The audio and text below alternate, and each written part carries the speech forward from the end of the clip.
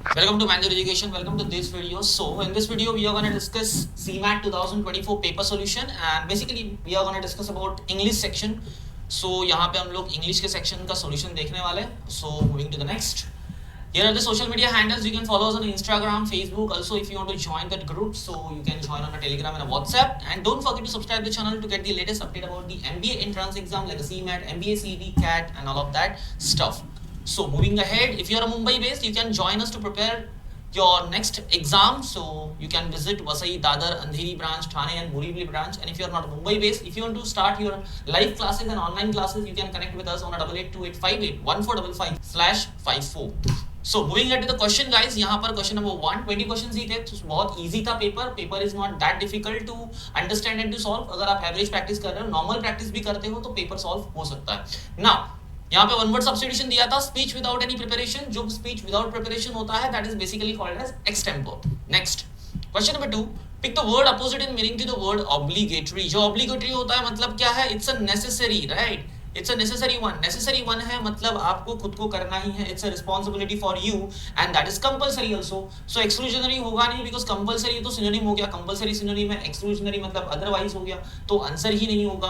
तो ये दोनों तो एलिमिनेट हो जाते हैं, बचा एग्जाम्पलरी एंड वॉलेंटरी. एग्जाम्पलरी इसका आंसर हो नहीं सकता, वॉलेंटरी मतलब खुद से करना है और एग्जाम्पलरी तो यहां से एलिमिनेट हो जाएगा. So option 3 your correct answer.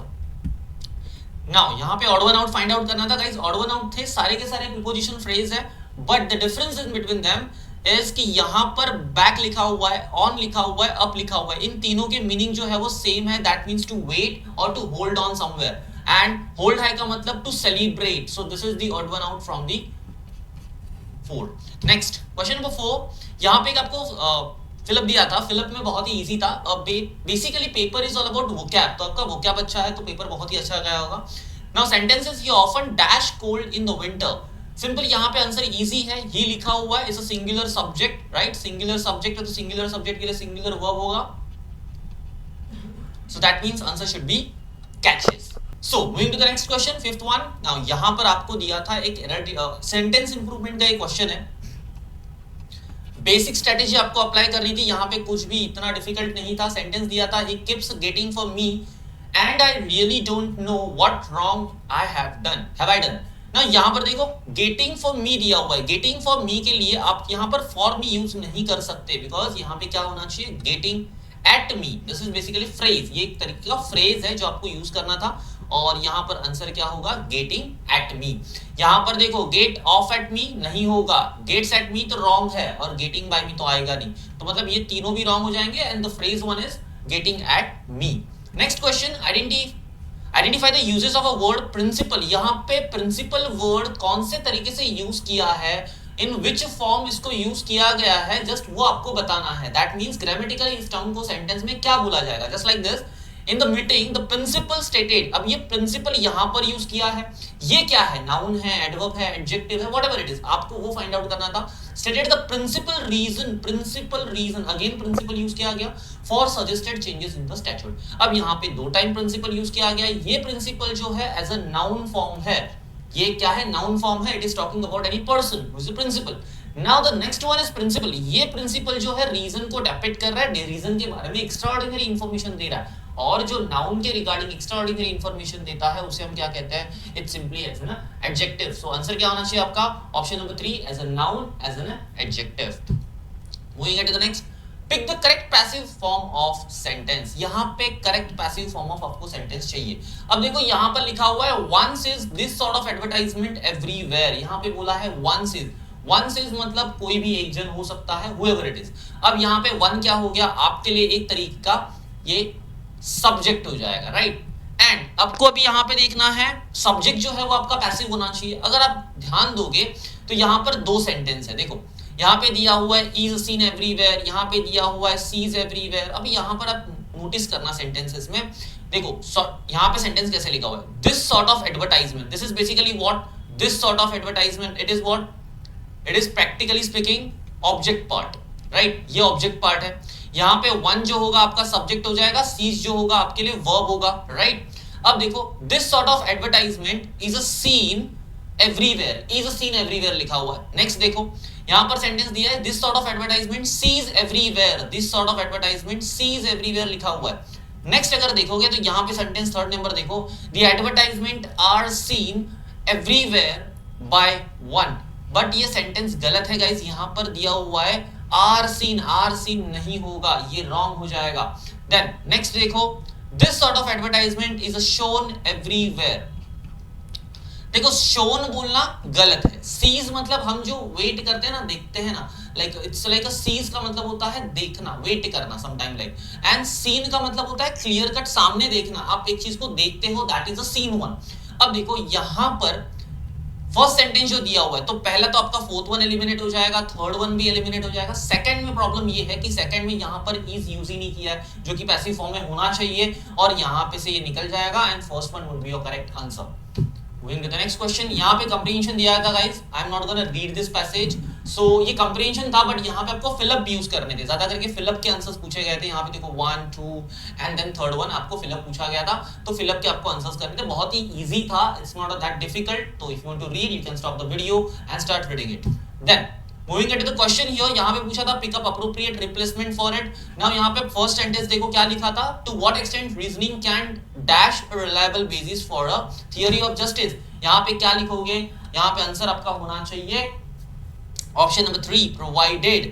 यहाँ पे क्या होगा provided, the reason behind this, यहाँ पे can लिखा हुआ है, can provided आएगा, यहाँ पे can provided आएगा, can provide प्रोवाइड लिखना रॉन्ग हो जाएगा, प्रोवाइड्स लिखना भी रॉन्ग हो जाएगा, because provide is a plural one, provides लिख नहीं सकते आप, because already there is a auxiliary verb, supportive verb है, हेल्पिंग वर्ब है, तो आप प्रोवाइड्स यूज नहीं कर पाओगे, वर्ब 1 एंड वर्ब 5 नहीं यूज हो सकता। नाउ बचा क्या, बी प्रोवाइडेड, बी प्रोवाइडेड के लिए आपको विल चाहिए, विल भी सेंटेंसेस में नहीं है, तो simply answer should be what, option number 3। The next moving ahead, pick appropriate replacement for the third one. यहाँ पे थर्ड वन के लिए रिप्लेसमेंट चाहिए, थर्ड वन का सेंटेंस देख लो एक बार, यहां पर दिया हुआ है first chapter of this book is dash with the role and rich of reasoning. यहां पे पूछा है कि first chapter of this book जो है वो डैश विद द रोल, तो यहां पे इज लिखा हुआ है, that means subject is a singular one, तो आगे जो भी वर्ब होगा वो तो सिंगुलर फॉर्म में होगा, हमें टेंस के बारे में देखना होगा। So now moving to the part, यहाँ पे क्वेश्चंस देख लो, क्वेश्चन में लिखा क्या हुआ है, ऑप्शन दिया हुआ है concern, concerns, concerned and concerning. देखो पहला तो क्वेश्चन नंबर 9 में आप अगर ऑप्शंस को ठीक से नोटिस करोगे तो कंसर्न्ड भी दिया हुआ है, concerned is a past tense, आएगा नहीं, ठीक है। यहाँ पे कंसर्निंग बोला है, कंटिन्यू टेंस है, कंटिन्यू टेंस यहाँ पर है नहीं, तो पास्ट एंड कंटिन्यू एलिमिनेट होता है, मतलब दो ऑप्शंस तो एलिमिनेट हो गए, बचे दो।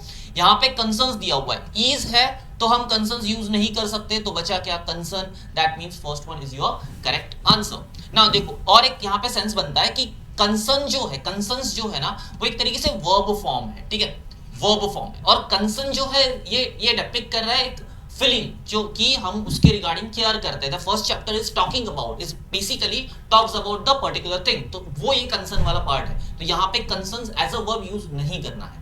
Moving to the 10th question, यहाँ पे दिया है pick appropriate replacement for the second one। यहाँ पे सेंटेंस देख लो, सेकंड में सेंटेंस क्या दिया हुआ है, then if you notice the sentence, यहाँ पे हमें ऑब्जेक्ट पार्ट चाहिए, सो देखो itself an issue that has been subject to controversy dash। अब देखो कंट्रोवर्सी के आगे हमें क्या प्लेस करना होगा, द, यहाँ पे क्या हो जाएगा, ऑप्शन द। अगर आप रीड करोगे तो सेंटेंस पता चल जाएगा आपको। देखो दी फर्स्ट चैप्टर, यहाँ पे दी किसके लिए होगा, यहाँ पे इसके लिए दिया होगा ना, फर्स्ट चैप्टर नेक्स्ट सेंटेंस के लिए होगा, यहाँ पे फुल स्टॉप दिया हुआ है, देखो इफ यू कैन सी यहाँ पे फुल स्टॉप दिया हुआ है, दैट मींस ये जो हम आर्टिकल यूज कर रही है किसके लिए हो रहा है, ये फर्स्ट चैप्टर के लिए हुआ है, तो यहाँ पे क्या होगा, the first chapter of this book is concerned with the role, so option C would be your correct answer, that is third one is your correct answer।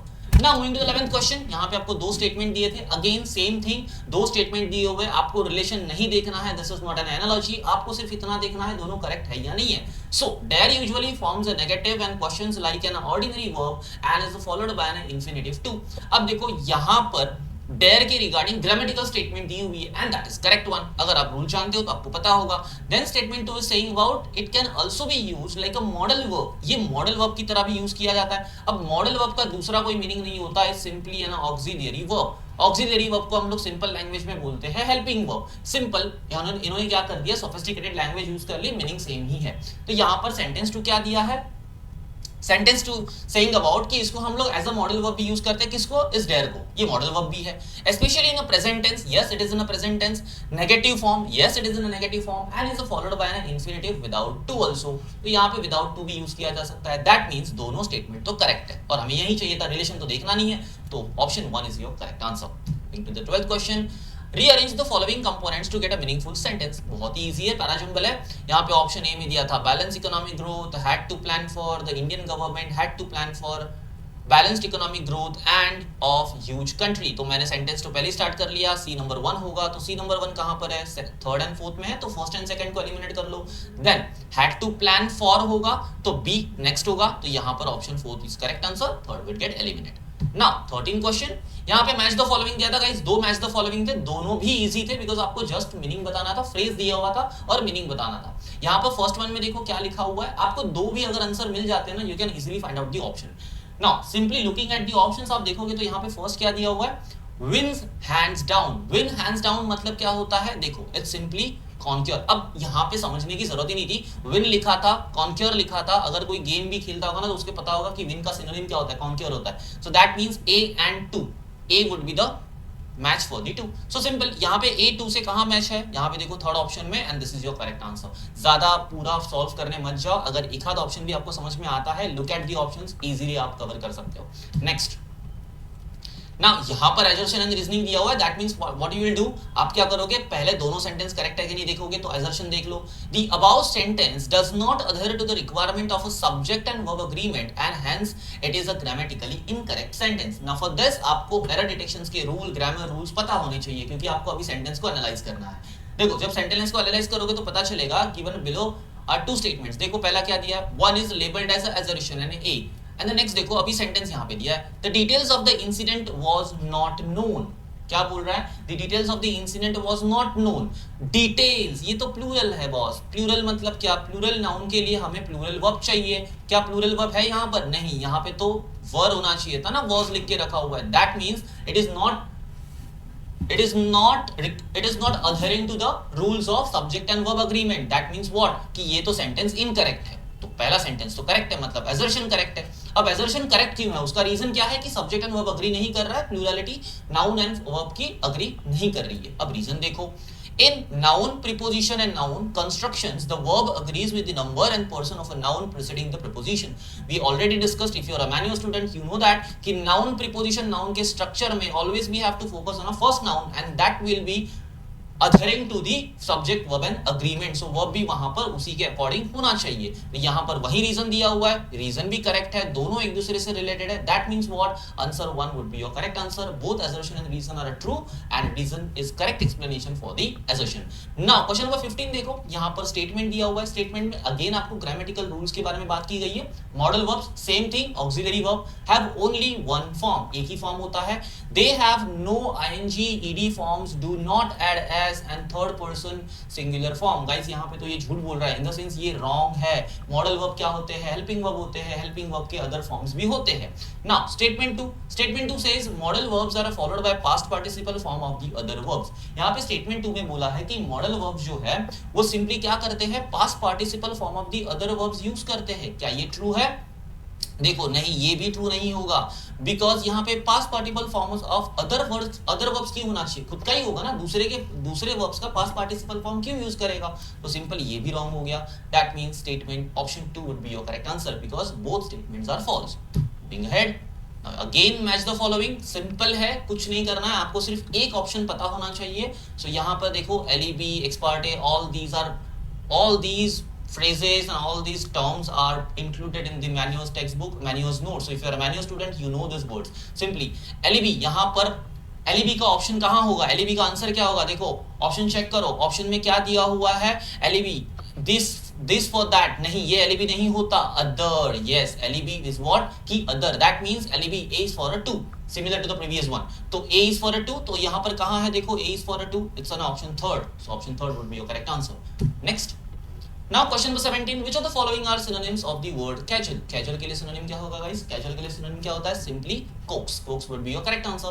And another one, coax के साथ और कौन सा होगा? Entice, this is also your correct answer। So bully and disenchant is not correct answer। चलो Now question number 18, rearrange the following sentence to get the meaningful paragraph. Guys बहुत ही easy sentence थे, यहाँ पे मैं match the follow मतलब पूरा paragraph arrange नहीं कर रहा हूँ, सिर्फ आपको आंसर्स बता दे रहा हूँ, बहुत ही easily आप कर सकते हो. Question option number 4 be correct answer because the B is talking about India and India is a specific noun and this is the topic of the whole paragraph. So you can simply say that ki B is the first sentence. Simple, this is the first clue you have, and if you can look at the option, simply B is the first one in the fourth option. So this would be the correct answer. Then question number 19. Question number 19 में आपको एक comprehension दिया था, reading comprehension. Again, I'm not gonna read this passage. You have to read. If you want to read, you can stop the video and start reading it. Now, moving to the question. Question number 19 says, which of the following statement are true about the given passage? देखो, इस statements में से मतलब 4 statement दिए हुए हैं, कौन सा statement जो है वो true है about the passage? Simply, if you go through the passage. If you go through the passage and then come to the segment, you will see option C would be your correct answer. It holds a uniformity rather British but necessary for the society. So option 3 is only correct. Only C is correct.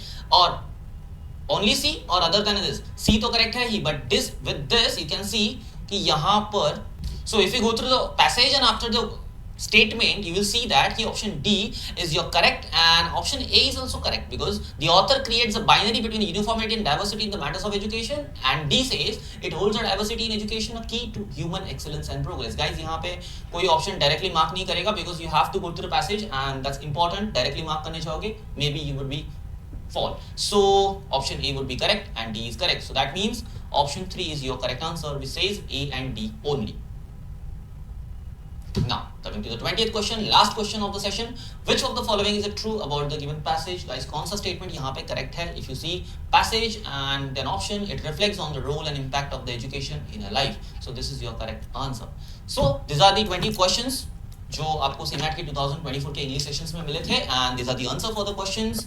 So I hope you like the video. So hit that like button and share this video with your friends so they can get an idea what are the solutions for the CMAT 2024 paper and English section, and subscribe the channel so you can get the latest update about the MBA entrance exam, MBA CET, CMAT and all that stuff about the MBA entrance exam. Thanks for watching the video.